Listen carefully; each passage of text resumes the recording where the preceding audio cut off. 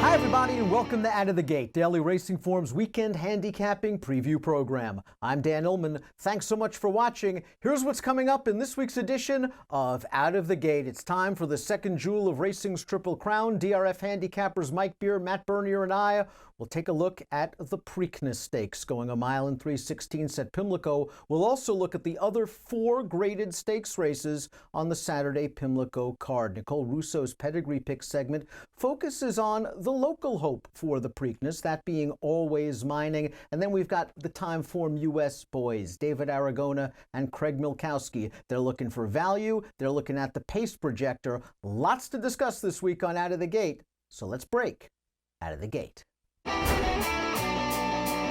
Let's throw up the field for Saturday's DRF Bets Race of the Day. It's the second jewel in racing's Triple Crown, the Grade 1 Preakness Stakes. Of course, these 3-year-olds are going a mile and 3/16. $1.5 million is the purse. It is carded as race number 13. For expanded stakes previews of all the stakes races at Pimlico on Friday and Saturday, and lots more, visit video.drf.com or the Daily Racing Form YouTube channel. Mike, you're looking at one of the new shooters in here. Bourbon War did not contest the Kentucky Derby, and in the Florida Derby, he was pace compromised. Yeah, he really was pace compromised in the Florida Derby last time. The race just didn't set up well for him at all. Prior to that, I thought he ran really well in the Fountain of Youth, and this is just a horse, and I'm not trying to knock War of Will or Improbable, the 2 logical favorites in this race, but the main top finishers from the Derby aren't here. I think it opens the race up considerably, and I like Bourbon War. I've liked him from the start. Let's go 2 back and look at that Fountain of Youth. This is the best race he's run to date. This race did have pace. It set up well for him, and he's going to come with a run through the stretch. I thought he ran fine in here, guys. He's making up ground the entire way. Not a real threat to Code of Honor, who wins the race, but he just keeps coming to the end, and I think he can get a good setup on Saturday. I think he's got another forward move in him, and I think he fits this race really well if he can take that step forward. Matt, you are taking one of the horses wheeling back in 2 weeks after the Derby, and you're taking a horse that was compromised by traffic issues on the final turn. That's War of Will, who draws inside again. He draws inside for the second straight race in the Triple Crown. I don't think the sort of controversy or the incident cost him a chance at winning the race. I think he would have finished better than he ultimately did. He was moved up to 7th via DQ. But my logic all along with this horse has been he was probably going to need the Kentucky Derby before we saw his best. Here's some footage of him getting acclimated down at Pimlico, getting sort of accustomed to the surroundings. Like I said, the logic for me is he was probably going to be a horse that needed a little bit of a race before we saw his best, considering I don't think he got anything out of the Louisiana Derby. His most recent run prior to that was the Risen Star in the middle of February. I think he's going to gain a ton coming out of that Kentucky Derby, running as well as he did, got tired at the end, and I think he's going to run the race of his career thus far. Whether it's good enough or not, we'll find out, but if I get anything close to the 4-1 morning line, I'm willing to find out. I haven't been thrilled with this year's crop of 3-year-olds thus far, and I want a new face trained by a high-percentage horseman who's going to get the right pace setup and is going to be a good price. And I believe that the number 5, Owendale, ticks all of those boxes. His most recent effort was a breakthrough performance in the Grade 3 Lexington Stakes at Keeneland. Let's watch that race right now. He sat in mid-pack on the backstretch, and here he is completing a gigantic 4-wide bid turning into the lane. He makes the lead, and I like the way he stays on to defeat another Twist of Fate, who is another strong contender in this year's Preakness. He's been working quickly after this race. Makes me think he's coming up to the Preakness in good form, and the fig he earned in the Lexington makes him a strong contender. Again, I think he's going to get some pace, and he's going to be a price. I'm hoping Owendale can pull off the upset in the Preakness. We'll still talk about 3-year-olds, but we'll cut back in distance for the Chick Lang Stakes.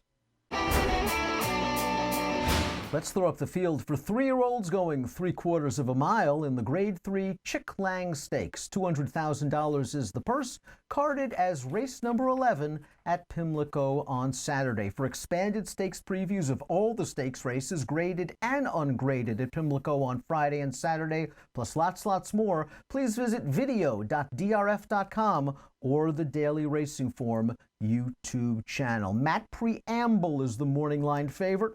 And why not? He's undefeated in his career, and his damn beautician was second in the Breeders' Cup Juvenile Fillies. This horse might trip out from the outside. Yeah, the versatility that this horse has could be a major asset in a race like this. Let's go back to the seasonal debut, the most recent run at Keeneland. This is at 7/8 of a mile back on April the 6th. And look, you're supposed to do this at 7 to 10. But at the same time, when I look and see this sort of finish, I'm not blown away by it. I think there was just a lack of running going on behind him. And the other interesting thing is, and it depends on how you want to handicap the race. From a number standpoint, the difference between the buyer number and the Timeform US rating, 4 points. Usually it's about 20.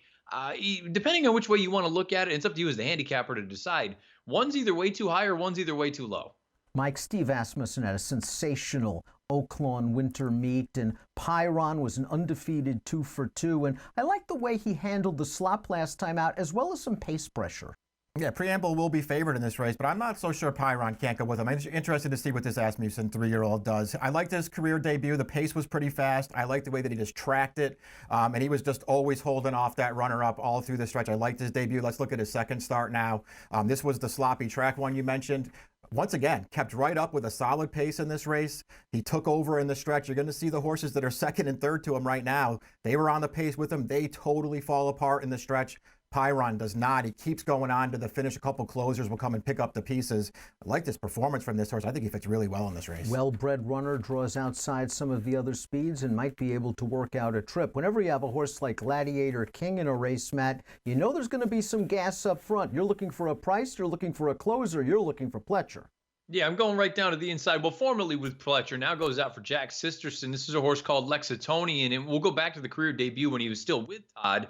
Down on the inside, keep an eye on this horse. First-time starter. That's never an easy position for a firster to go squeezing through on the inside. This horse does so. I thought he was a little bit green, but it's a situation where I kind of felt like that was the precursor to something bigger and better. Unfortunately, his 2-year-old campaign sort of went off the rails after that. He was gone for a long time, came back last weekend, or 2 weeks ago, I should say, at Churchill, and I didn't think it was an offensive effort. And I got to be honest with you, I look at this race, I think there could be some pace signed on here. I think he moves forward second off the bench, and I'm not sold on any of these other horses. They're talented, but I don't think there's any superstars. I'll take this horse at 15-1. I agree with Mike's take on this race. I also like the number 7 Pyron, and I think that Mike said a mouthful when he talked about watching the pace horses from that last replay.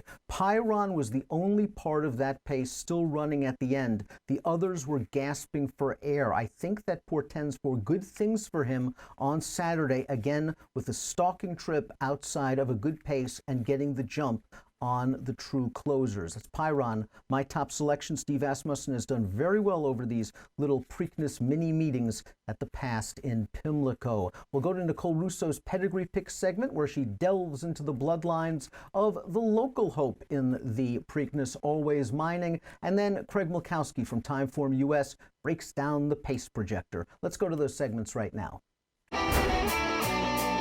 Hi, everyone, and welcome to this Preakness Stakes edition of Out of the Gate.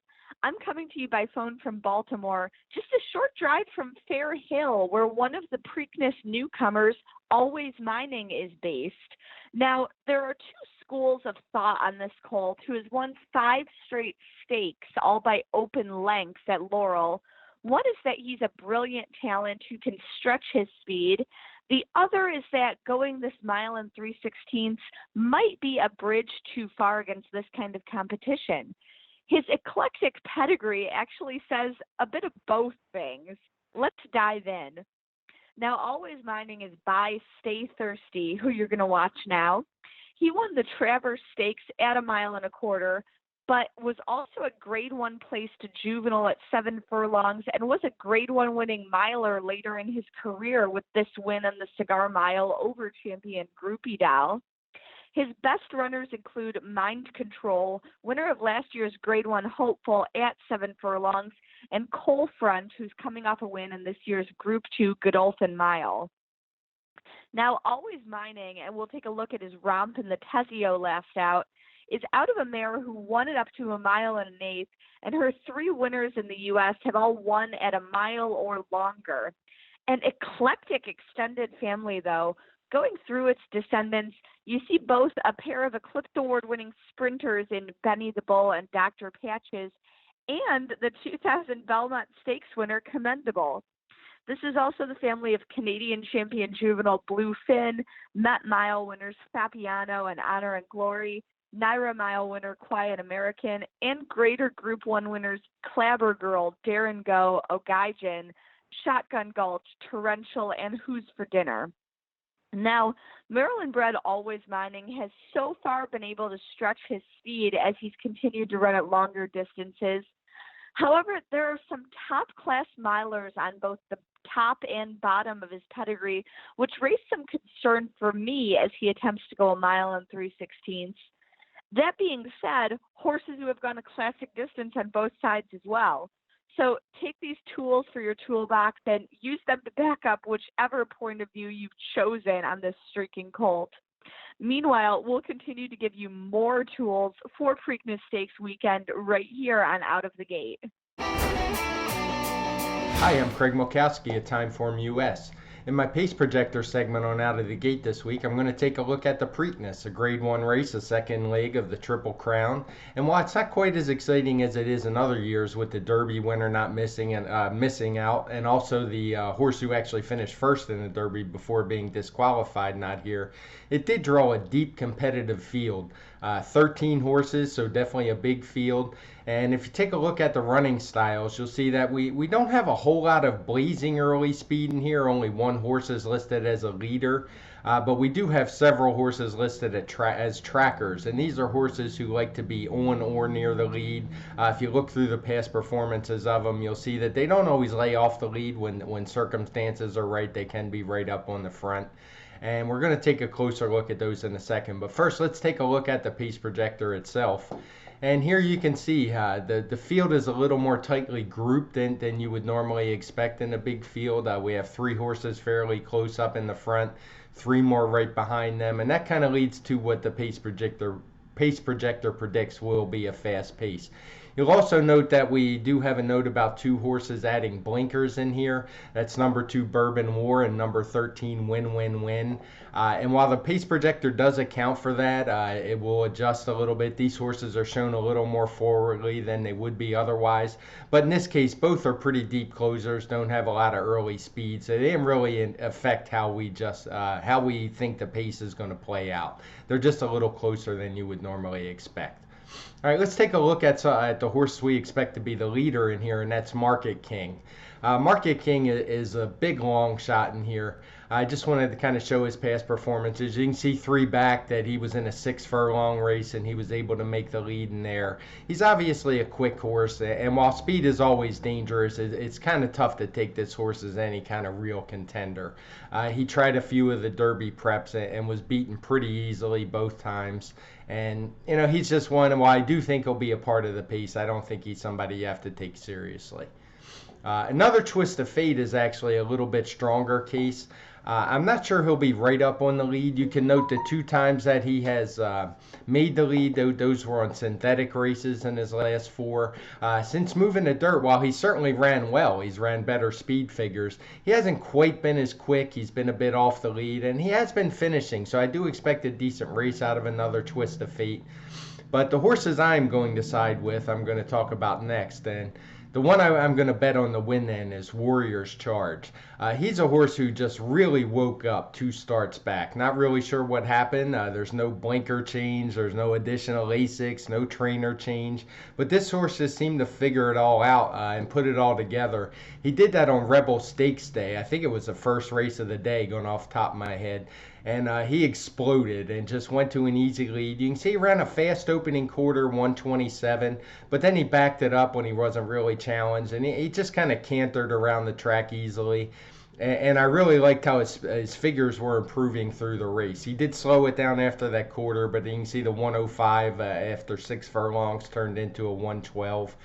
And then he ran back on Fantasy Stakes Day at Oaklawn, and once again just showed that this horse is able to rate. He has high speed. He improved his speed figure once again to 114, and he just did it totally in hand, as easy as could be. So I think he is a true speed horse among a couple others that aren't really. He doesn't necessarily have to be right on the front, but I think he's a strong contender in a 12-1 morning line. He's going to be one of the horses that I'm going to bet in here. The other one is Owendale, who has a dissimilar running style, and he likes to come from well off the pace. But he's also a 3-year-old who made a big jump up last time when he took the Lexington Stakes at Keeneland. It's a horse he had been toiling, running in the 90s, nothing too special. And then all of a sudden he exploded last time out with that 116. He got a solid pace to run into, but it wasn't overly fast, and he won this race as easy as could be, beating the aforementioned Another Twist of Fate. He did it at 12-1 odds, and I generally really like these 3-year-olds who suddenly wake up and put it all together. They tend to run off a couple races, 2, 3, 4 races in a row, and when they're in good form like this. So Owendale's going to be the other one that I look to bet in here. I'll probably bet both at double-digit odds, and I'm going to play an exacta box with the two of them. So that does it for my Preakness analysis this week, and I'll see you again next week on Out of the Gate. Are you a horse player looking to raise your game? For over 120 years, expert handicappers have relied on Daily Racing Form as their must-have source for news and data, featuring exclusive buyer speed figures, Timeform US pace figures, and integrated replays. DRF Formulator is the most powerful handicapping tool on the market today. Use what the pros use. Go to drf.com/formulator and enter code DRFTV to get your first card free. drf.com. Raise your game.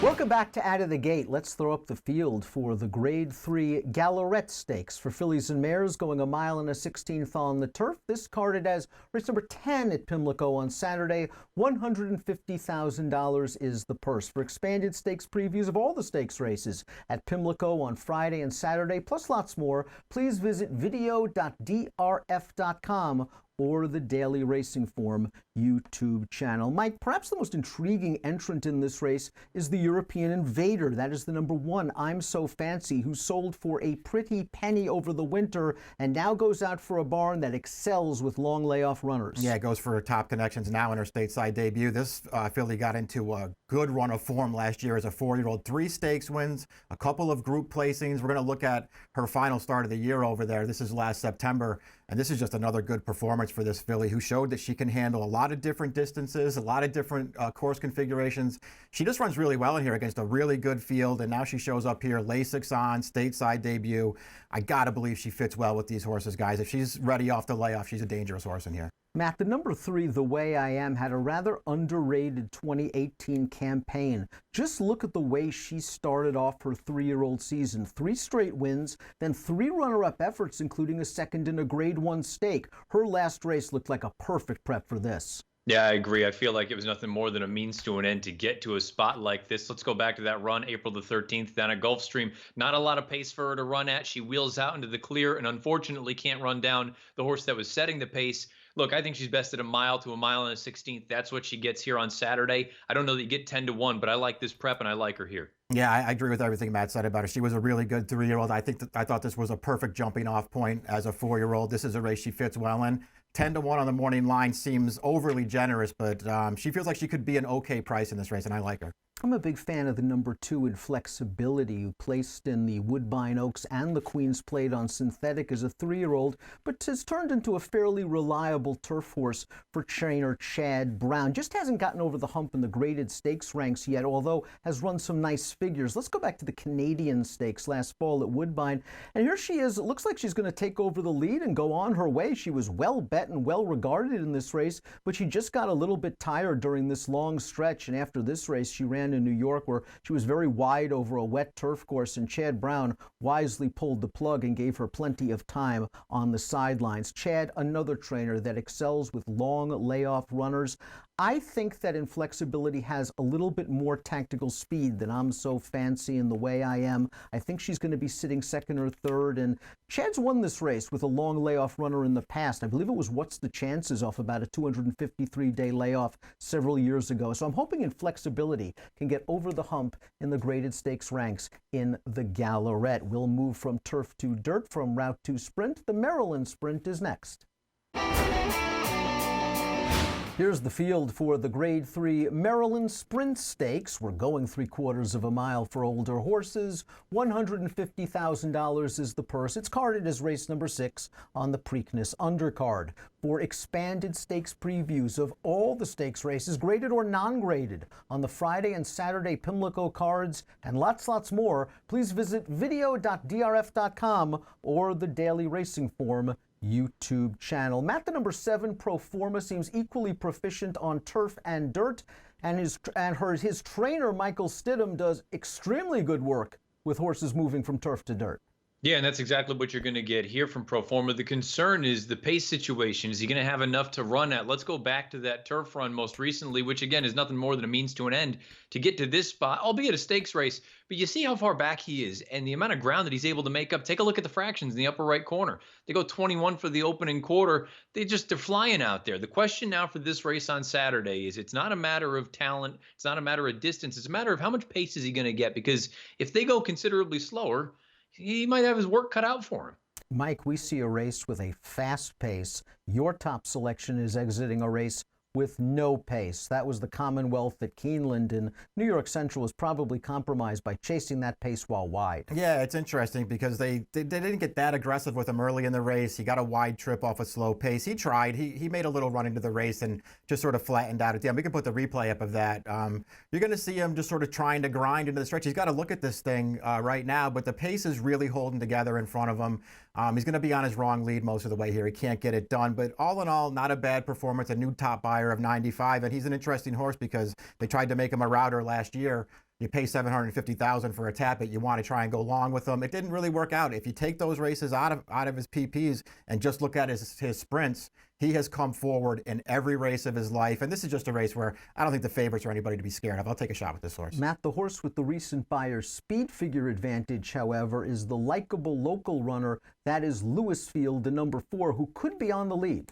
Yeah, I'm hopeful they're aggressive with this horse because, again, it doesn't seem like there's a ton of speed in here, and it may not be a field loaded with superstars. And Louisfield himself might not be a superstar, but I think he's blue collar, and you give him an inch, he'll take a mile. We'll go to the run 2 starts back. This is a little Maryland-bred stakes race when he's out on the front end, the Not for Love. You see he's going for home now at this point. The interesting thing here is he ran back after this race, and unfortunately for him, he wasn't able to get the job done, and he was actually completely blown away by a horse called Lockie, who's a nice runner in his own right. But the big thing is, you brought it up, Dan, he's got the speed figures. In this replay right here, in this race, he earned a 105 buyer and a 131 time form rating. He earns either of those. He's going to win this race. I think they should be aggressive, send him right to the front and say, come and catch me. I agree with you that he might have a bit of a tactical edge on this field. I think he can get to the front, and as you said, those last 2 speed figures speak for themselves. 105 in the race we just saw, then a 100 last time out. I have to admit, I really didn't see much excuse for him losing that race. He was chasing a 100-to-1 shot, literally. 100-to-1 shot on the outside, and he took over the lead, and Lockie ran right by him. But still, it was a fast race, and I think he gets the jump on the closers. I'm with Matt. I'll go with Louisfield in the Maryland Sprint. David Aragona from Timeform US always looks for value. His spotlight race this week, of course, is the Preakness. Hi everyone, I'm David Aragona with this week's Timeform US Spotlight. I will of course be taking a look at the Grade 1 Preakness Stakes, which is race 13 at Pimlico on Saturday. It's kind of a weird Preakness field. Obviously, the winner of the Kentucky Derby Country House will not be in attendance, as will the disqualified first place finisher Maximum Security. Even the second and third place finishers, they're not running in this race. So that leaves Improbable as the likely favorite, and he's not the most formidable Preakness favorite that we've seen in recent years. So I think there are some other directions we can go. Before we get to Improbable, though, I want to start by taking a look at the Timeform US pace projector. You'll see that we're predicting a fast pace in this race, and the number 6 Market King is depicted on the lead. I think one thing to note about this pace projector, though, are the various running styles of the different contenders. Market King is the only horse that's predicted to have a leader running style in Timeform US past performances, whereas all of the runners that are directly in behind him all have tracker running styles. And I think given that situation, that Market King is the only really need the lead type in this race. We'll see what Warrior's Charge does. He's been a leader in his 2 prior starts as well. I don't think this is a pace that it's going to be one that favors closers necessarily, even though that the pace projector is predicting a fast pace. You'll see right in behind Market King, Warrior's Charge is in second, along with Another Twist of Fate, and More of Will just in behind them, vying for around 4th, 5th, or 6th. Of the contenders, we'll take a look at Improbable first. He is going to be the favorite in this race. There are a lot of things going for Improbable. He's got Mike Smith aboard today. Bob Baffert obviously knows how to win the Preakness Stakes. It's a positive sign that he's running this horse back in 2 weeks, and he really didn't hesitate to do so. He announced right after the Derby that Improbable was going to be his Preakness horse. Improbable's Derby trip was okay. He really didn't have any adversity. Irad Ortiz, I thought, gave him a great ride that day. He hustled him out of the gate, got him into good position, saved ground on the turns. He got him out into the clear in the stretch, and Improbable just couldn't really seal the deal. I do think, though, there's some merit to the argument that maybe he's a horse that doesn't really appreciate sloppy going. He didn't seem totally comfortable over it in the Arkansas Derby 2-back, and you could say the same thing about the Kentucky Derby last time. He's a horse with a big, long stride, and he just didn't seem to be striding out as he usually does in those last 2 sloppy track races. If he improves at all on a fast track in the Preakness, he's likely to win this race, but these are young 3-year-olds who can all improve at this time of year, and they're very closely matched towards the top. Improbable is the fastest horse in the race by a very slight margin. I don't think he's one that you have to bet, though, or that he has to win this race, so at a relatively short price, I want to take a shot against him. A lot of people will perceive his main rival to be the number 1 War of Will, and he is the much-discussed horse coming out of the Kentucky Derby because he did have that well-documented trouble around the 5/16 pole coming to the top of the stretch. He was slammed by Maximum Security, lost momentum. He lost a good length of position in that trouble, but I think how much it really affected him in terms of his overall finishing position, it's hard to quantify because he really did get his rhythm broken and he lost momentum, and that could have affected his finish. It might have sapped some of his strength for the final eighth of a mile.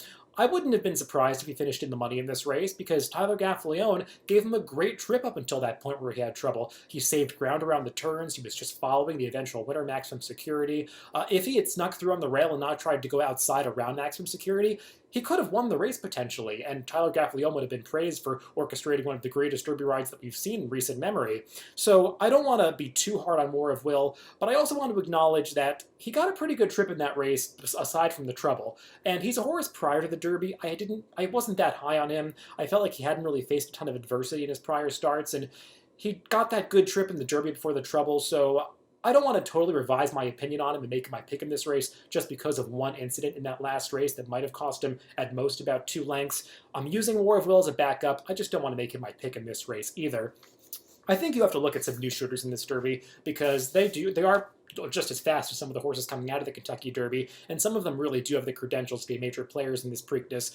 One horse that a lot of people will gravitate towards is the number 7, Always Mining. He's coming into this race on a 6-race winning streak, but all of those efforts have come against either allowance company or listed stakes company, restricted stakes company. This is his first start in a graded stakes race, and his connections have picked an awfully ambitious spot to move up from listed stakes to the Grade 1 Preakness. That said, Always Mining is a pretty good horse. His last 2 time Formula speed figures of 1:15 and 1:12, they do put him in the mix in this race. I'm just a little bit concerned about the potential that he might have to overcome some adversity in this spot because he's led through slow paces in a lot of his races. I know he rated last time, but that was in an uncompetitive small field.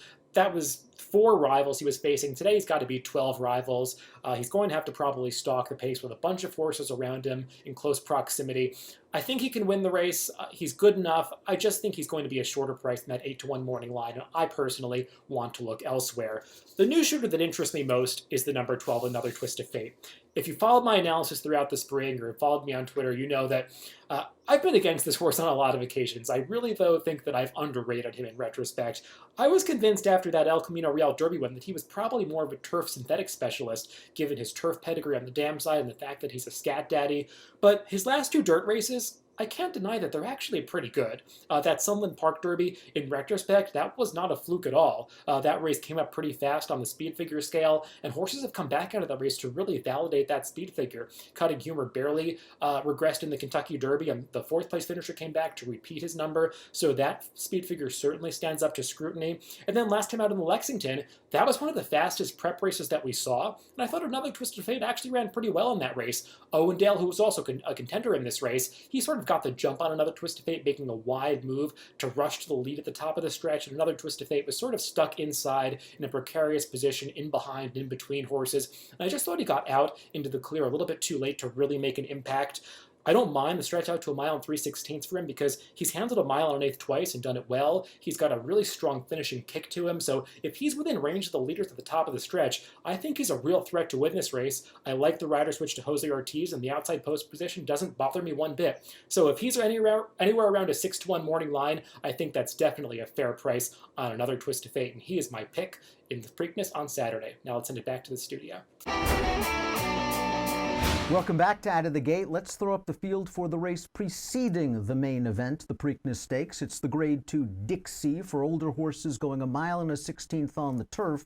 $250,000 is the purse. For expanded stakes previews of all the stakes races at Pimlico on Friday and Saturday, plus lots more, please visit video.drf.com or the Daily Racing Form YouTube channel. My Catholic boy returns off a long layoff. He's got all of the credentials, but maybe if the time to beat him is Saturday because he is returning off of a layoff and your horse has a ton of upside. Yeah, Catholic Boy is off of a layoff here. He's way the horse to beat in this race. I'll take a little shot against him with admission office number 3. He's a newly turned 4-year-old. This horse has a really nice pedigree. He was sort of all potential last year for Chad Brown. He won 2 of his 4 starts, second in the other 2. I thought he ran well in all of those races, but he looked like he maybe needed some time to figure it out. Let's look at his seasonal debut. This is his 4-year-old debut at Keeneland. He made a nice wide run around the turn to get himself into contention. And you can see here when he gets to mid-stretch, he's still a little bit green. He doesn't keep a straight line, but boy, he's going to see that horse on the lead. He's going to come after that horse. Right there, he sort of bear it out, jump to his wrong lead. He's going to straighten away here, final 8, though. He's going to come and run this horse down. I really liked his performance from him. I think he's set to take another step forward on Saturday. And if he does, maybe he can get there at a price. Matt, that horse has a lot of upside. Your horse is a proven commodity on this circuit, and Flash Phelps is a very popular local turf horse. Yeah, admittedly, I'm not going to fault anyone that looks at it and says the race just goes through Catholic Boy or Inspector Lindley, but maybe you want to get a little bit creative with a horse that feels like he's been around for 100 years. He's 8 years old now, and Flash Phelps. The big thing for me, this is a horse that he just historically has taken giant steps forward in his second start off the bench. That's exactly what you're going to have here on Saturday. Let's go back to his most recent run. This was in the Henry S. Clark, first start in about 6-7 months for this horse. And okay, he's only going to finish 5th. He's never really going to threaten, but I like the energy that he shows at the end of this race. When you break it down by the quarter miles, his final 2 quarters, comes home in 22.67 and 22.43. He still has something left in the tank. He's 2 for 3 lifetime at Pimlico. This distance, maybe a hair far for him. I think he's better at a flat mile, but I don't think he's incapable of winning. Again, if you're looking for a big sort of price outside the box, maybe Flash Phelps. I'm hoping that the 11 Inspector Lindley is one of those typical Shug McGahee late developing horses. They just get better as they mature, and he's won 2 out of his last 3 races, showing a little bit of a new dimension, better tactical speed. We'll go back to his most recent race at Aqueduct, and there was a loose leader turning into the stretch, and Inspector Lindley from mid-pack was on a bit of a hard chase. Now, he was supposed to win this race. He was 6-5, but I like the way he dug down, got this horse, went about his business, and went on to victory. Again, a late-blooming McGahee runner catching Catholic Boy off of the layoff. I'm hoping he's adaptable from a pace standpoint. I'm not sure if they'll be going that fast in this race, and I think Inspector Lindley will work out the trip and maybe catch Catholic Boy in need of a start. We thank you for watching Out of the Gate this week, and we urge you to follow all of DRF TV's latest offerings. Please follow on social media on Twitter at DRF Video for the latest news and notes from America's Turf Authority Daily Racing Form. Please follow on Twitter at DRF Inside Post. That's it for this week. Best of luck when your horses break out of the gate in the Preakness.